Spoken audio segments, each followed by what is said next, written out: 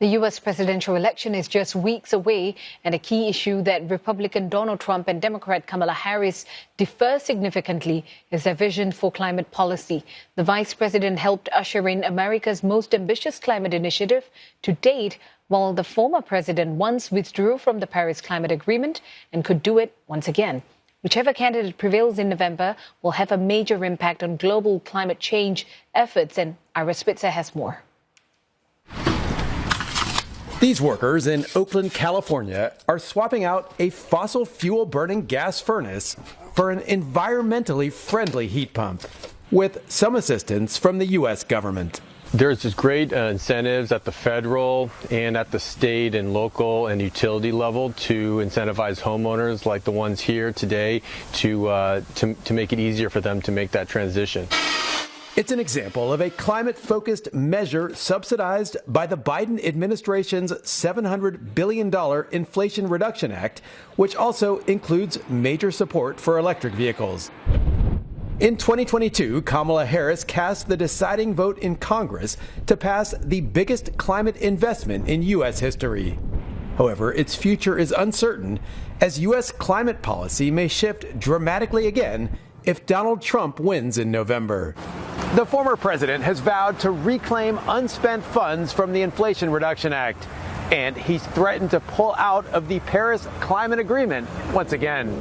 All of that will have an impact that extends far beyond the U.S. borders. The rejection of multilateral frameworks like the Paris Accord would imperil global emissions targets even further.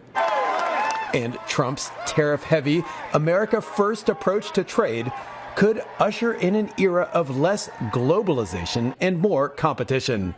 That could have a ripple effect on the global clean energy supply chain currently dominated by China. So you can imagine that China's industrial base, which is effectively about electric vehicles, photovoltaics, critical minerals, etc., state-supported, flooding the world with cheap means of doing renewable transitions, that might just all get disrupted or disrupted further, which in a way risks holding other countries back. The recent devastation of Hurricanes Helene and Milton has brought a renewed focus on the climate in this election year. But the top issue for U.S. voters by far is the cost of living, and Trump has argued that the Paris Agreement was a bad deal for the U.S. and other climate initiatives are costing the country too much.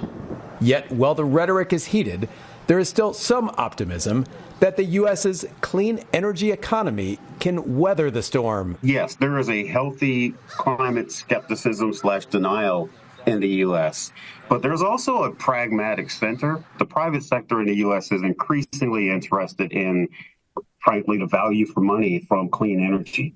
And there's a business case for clean energy. And regardless of the politics of the U.S., I think the U.S. private sector is going to look for sustainable, long-term, low-carbon solutions.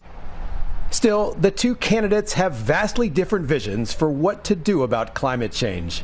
With a crisis that transcends borders, the world will be anxiously watching as things are likely to get worse before they get better.